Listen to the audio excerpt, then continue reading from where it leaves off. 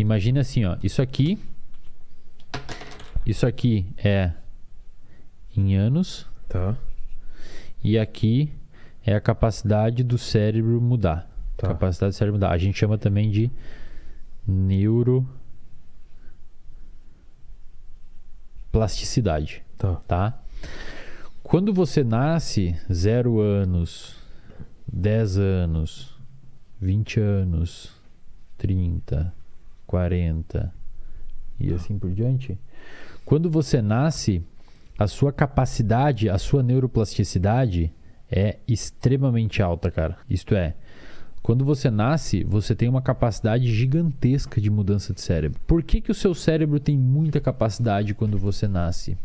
Porque você precisa aprender muita coisa nova. Você precisa aprender a caminhar, você precisa aprender as texturas dos objetos, você precisa aprender cores. Engolir, mastigar. Engolir o rosto do seu pai, o rosto da sua mãe, sons. O seu cérebro está sendo bombardeado, velho, por vários estímulos. E quando você nasce, o seu cérebro tem mais capacidade de mudança por conta da demanda. Você tem que aprender muita coisa nova. Certo.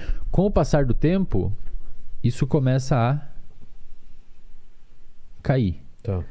Então, a habilidade do seu cérebro de mudança começa a decair com o passar do tempo. Em contrapartida, quanto menor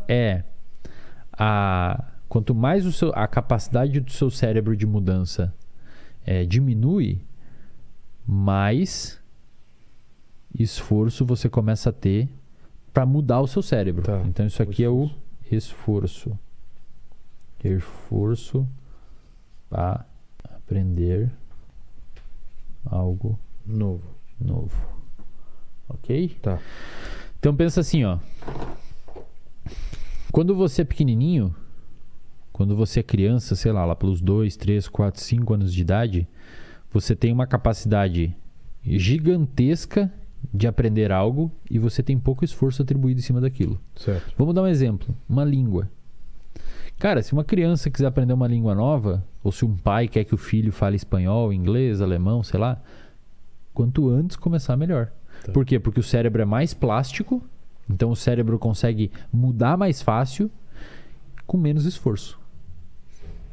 Se você for aprender uma nova língua aqui, com 35, você vai ter que se esforçar pra caramba, porque a sua capacidade de mudar é pequena. Entendi. Você consegue, mas um moleque de 5 anos vai aprender inglês muito mais rápido do que alguém com 35.